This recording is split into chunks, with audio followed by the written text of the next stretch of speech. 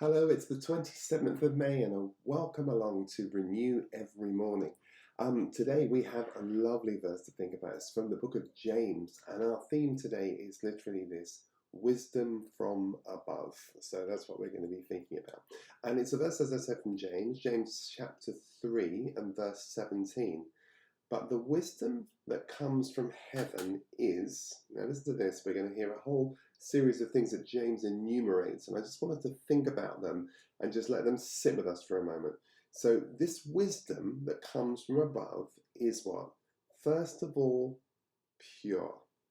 Now that's it. Then peace-loving. So it's pure, it's peace-loving, it's considerate, it's submissive, it's full of mercy and good fruit. It's impartial and it's sincere.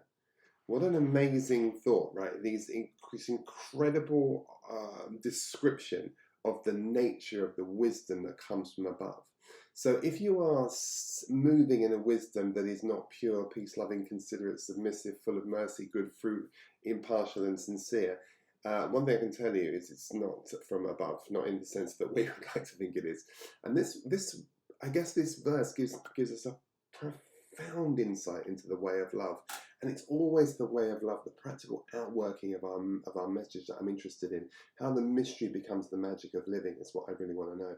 And this isn't just these aren't moral traits as such. It's more to do with a kind of a frequency, a resonance, a kind of cadence of the kingdom, if you like. A spiritual vibration that's distinctly from above.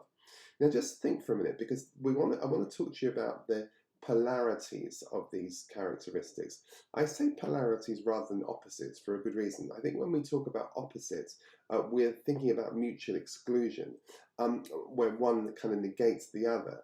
And that sort of belongs to a dualistic world of either or thinking. Polarities live in tension. This is much more the idea of things existing on a continuum, on a spectrum, if you like. And they're often necessary for each other, curiously enough. So stillness and motion, for instance, strength and gentleness might be an example. Inhale, exhale. Those polarities are actually quite helpful, because in the way of divine wisdom, we're not talking about some sort of war between two equals of good and evil. That's not what we're talking about. We're talking about integration. We're talking about where heavenly wisdom doesn't kind of reject earthly experience. It transcends it. It transforms it, is what it does for us. So let's think about the components of each of these components we've just talked about, and then I'll give you the polarities to think about. So if we take earthly wisdom, some wisdom that's from above or from within, the divine wisdom, if you like, versus its earthly counterpoint. So I've got pure on one side of the continuum, the polarity, and the other end of it, I've got impure and manipulative. I've got peace-loving versus contentious or aggressive. I've got considerate versus harsh and indifferent. I've got the idea of submissive versus stubborn and controlling. Full of mercy versus judgmental and unforgiving.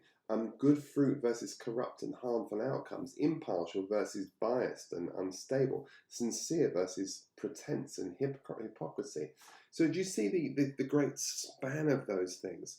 And the invitation in the way of love is to stop asking how we move in this wisdom, but to come back to the who. Because you see, this kind of wisdom is not earned, it's not received, it's earned, it's received by definition. And James is saying that there are two kind of fundamental types of wisdom. There's this earthly wisdom that's fueled by, I suppose, self or ego, if you like, envy and disorder. And this heavenly wisdom, which is this kind of kingdom wisdom, this kingdom economic that builds up and makes peace and bears fruit.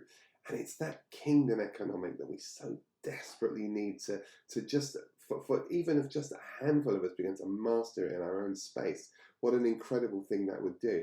And this is why this beautiful passage just wants us to recognize the simplicity of this. This wisdom, this practical insight that we talked about, is this the ability to live that secret wisdom, what Hannah Whittle-Smith called the secret of the happy Christian life. And it's from above. In other words, this is the idea of, remember when Jesus speaks to Nicodemus, he says, you must be born from above. And again, you mustn't think in terms of duality, you mustn't think in terms of separation. This is kind of dimensional thinking, if you like. James is saying there's a kind of knowing that descends not from intellect, but arises, if you like, from divine union. And I just wanted to have a look at these 7 words because they are just so interesting to me. The idea of pure, this idea is saying the wisdom that is from above is pure. What does that mean? It means it's unmixed. It means it's clear. It means it's not. It's undivided. It doesn't mean perfection in that sense. It's more to do with, if you like, the integrity of heart is really what the writer's thinking about. James is thinking about it. And this idea of peace loving, this isn't passive, but this is about being reconciliatory. This is about a wisdom that builds bridges, not a wisdom that builds barricades. Do you see what I mean? It's a building up kind of peace. It's a very powerful idea. And it's considerate. This is about gentle. This is about being equitable. This is about being willing to yield, if you like, which takes me to the word submissive, which for some people is quite a tricky word. But this is about being teachable. It's about being open. It's about not being rigid or self-righteous and full of mercy. That's a nice word. That's about the idea of mercy is compassion in action, if you like, not just feeling, but a movement that moves you towards healing, if you will, and good fruit. Now, I've got to say, this is an important aspect of our work because really and truly, wisdom results in outcomes, and these are good outcomes. These are tangible outcomes. I guess the most tangible outcome of wisdom is it blesses other people. That's the point. And it's impartial. So it's steady, it's just, it's free of bias, and it's sincere. In other words, it has no pretense to it. It's authentic and it's transparent. And this is really just, this isn't a kind of religious checklist. It's just the characteristics, a portrait, if you will, of someone who's walking in the way of love. And that's all there is. That's all there is. That's that ability to walk in the way of love. And this wisdom seems to me to echo the Beatitudes. Blessed are the meek, the merciful, and the peacemakers. And that's really what we're talking about. And that's what this whole series has been about. How do we move from this idea, how do we move into contemplative action? And I guess the question really would be to say, am I listening with wisdom today? Or am I just planning to reply? Am I open to correction, or am I just defending my position? Is my heart divided, or is it at peace? Because if we can find that place, that would be a wonderful place to be. Look, if this little talk has stirred anything new, don't walk away. You know what to do. Like the video, subscribe to the channel, hit the bell so you never miss a new episode.